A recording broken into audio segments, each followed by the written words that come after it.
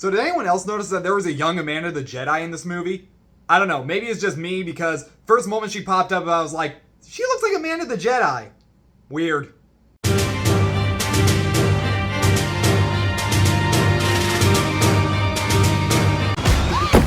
Welcome to our fucking fight club. Let's get it poppin' in this motherfucker. Bitch, I'm here to take that crown. Make you move it up and down. Yes, queen! Slay! I want that trophy. So, you know how last year seemed to be a great year for horror with movies like X, Barbarian, and The Black Phone? This seems to be a really great year for comedies with movies like Barbie, The Blackening, but as I mentioned a couple times on here in the last few weeks, or months in fact, the type of comedies that seem to be making their comeback are raunchy R-rated comedies. And the newest one in theaters is Bottoms, which for those of you who don't know what this is, it's about these two lesbian high school students who start what is believed to be an all-woman fight club, but is actually their cover-up to getting laid before graduation. So if you've watched a majority of my reviews this year, you'll know that there's been a number of comedies that I've liked to even loved, and a few here and there that I really did not care for. But as for Bottoms, this one's my favorite. Oh my god, I love this movie! Talk about going in with good enough expectations, then coming out with a big smile on my face, wanting to tell everyone I know about this movie. Next to Sisu, no movie this year has surprised me this freaking much. This isn't just a comeback for raunchy R-rated comedies, but it's also a love letter for those early 2000s high school comedies mixed with raunchy R-rated high school comedies from the 70s, 80s, and early 90s, but still feels new and original.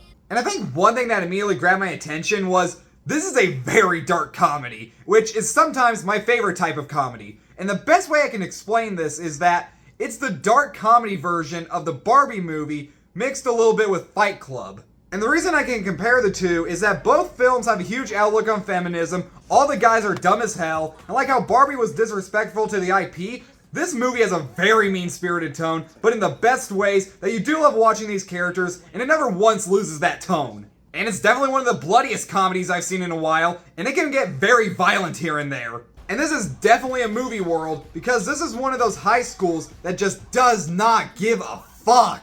I mean, aside from the fact that they start a fight club, the school is basically run by the football players, their mascot is a Viking with a giant dick, and there's a fight that breaks out in the middle of an assembly, and the teachers don't do a thing. I almost started to question at points if this was supposed to be a parody, because they go into the classroom at one point, and for whatever reason in the background, there's just a football player in a cage, and you're just like, what the hell's going on here? Rachel Sennott and, I'm sorry if I screw this up, but Ayo Edebiri were both fantastic in this. I've seen them in a few other things recently, but this was my favorite performance from both of them. They're both really funny together, and despite their devious little plan, they are very freaking likable, and they got a great supporting cast to back them up as well. My personal favorite had to be Hazel, played by Cruz, who's the one that helps our two leads start the fight club. She had some of the funniest moments in the film, and was basically the Deadeye of the group, which if you're not aware of who that is, it's a character from the movie Joyride, which is another great comedy you should check out. Galitzine was great as Jeff, who's just the douchey football jock.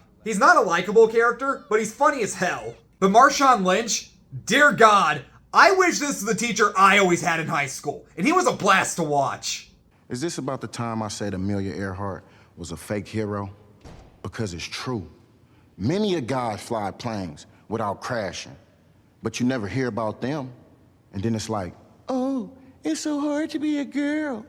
We make less money. We have to lose our last names. I love you. I want to be with you for the rest of our lives. Oh, I love the mint green backsplash in the kitchen. And all of a sudden, you leave me for a motherfucker named Tony.